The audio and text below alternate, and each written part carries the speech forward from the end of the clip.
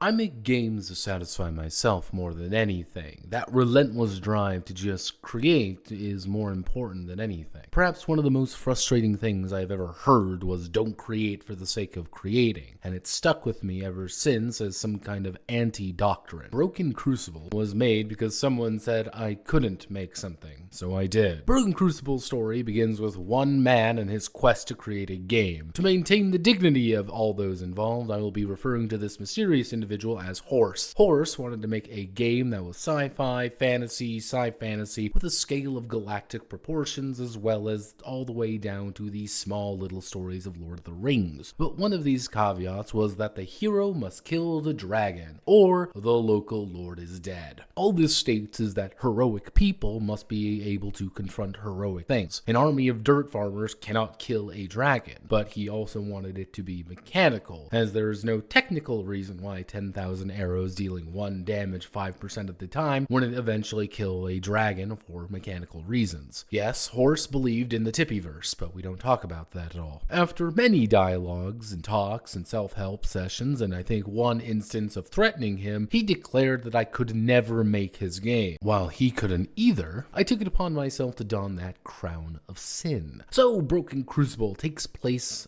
on Eris, a planet with magic on it. The Stellarch races want it, the Eurasians crave it, but everything comes back to the Crucible, the origin of all magic, and whoever completes its trials at the center of the world ascends to the lofty heights of becoming a new god. The new gods inevitably go mad with power or sequester themselves off from the world, but sometimes you're just built different.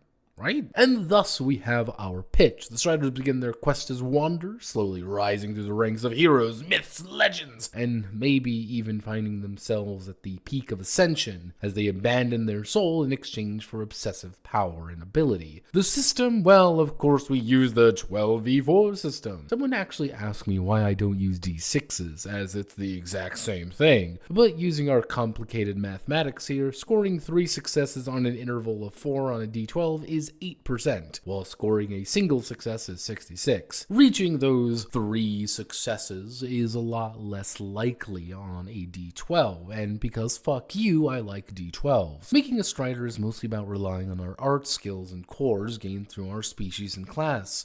Arts and skills are our ability to do things, art being broad combat actions like melee, range, parry, and magic, while skills cover a wider breadth of options available to us outside of combat. Usually, each skill or art is 1d12, with 3 successes possible for each. Scoring those big hits are more likely, and more successes are always necessary to reach the higher and higher tiers of ability. Our cores, though, these make us us, with their main benefit being used to add action dice to checks, making difficult checks possible and even giving hopeless Striders a chance. Each species is able to use their cores in different ways, such as an Atlian able to spend might to increase their sequence score, which will be elaborated on later. Cores are meant to be spent actively, sometimes defensively, sometimes reactively, or sometimes even when convenient. One of the most important advantages to this is your scale. Everything is scaled from a tier, so a heroic Strider fighting a mythical creature can still win, but that mythical creature gets bonus dice on everything they do. Fight some heroic monsters instead, or beat up some stupid goblins for their pocket change. I focused a lot on activities more than anything. Traveling is nicked from Samada. Social encounters are actually kind of well written, which surprised me more than anything. And then combat. And there is a very special secret which combat is inspired by, and that's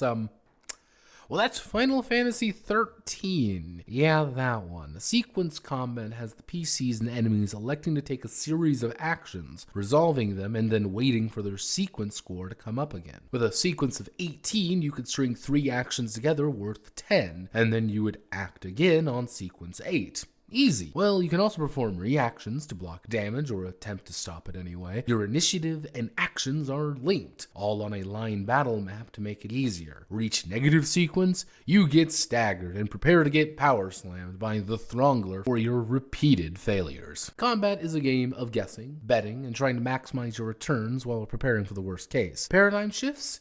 No, not yet, anyway. Perform the trials, ascend to heaven, sacrifice your soul for the promise of power. When in doubt, just laser gun someone because there is high technology as well as magic and other whimsical things about. Broken Crucible was fun to write, if only for the experiment further with the 12v4. I think with a bit more number crunching I could expand on it a lot more, but that would probably entail deviating from Horse's original stipulations. It's perhaps one of the stranger games, and also part of the greater Notiverse in more obtuse methods. Yashima are spotted on the air and Earth after all. My name is Notepad, and this is Broken Crucible. If you want to take a peek, the page is linked below with everything there. If you write something for it or have some comments, leave them in the doc or on the page. And stop touching the formatting, damn it. Many thanks to the Federation bankers for funding my Eurasian backpacking vlogs. Godspeed, good luck, and know that Horse belongs in our chair as our personal Discord kitten.